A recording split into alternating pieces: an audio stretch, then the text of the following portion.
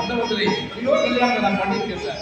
ஆனா இந்த கல்யாணத்துல தான் எனக்கு ஆத்ம திருப்தி.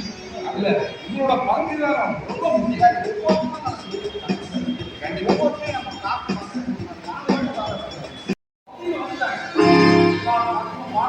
அதுலயே செஞ்சுட்டாங்க. இப்ப லட்சமா வர போறாங்க. சொல்ல போறாங்க. அந்த போகும் மாப்பிள்ளை 30 லட்சம் போகும் மாப்பிள்ளை. ஆமா அந்த மாதிரி பண்ணிட்டாங்க. வாங்க சார்.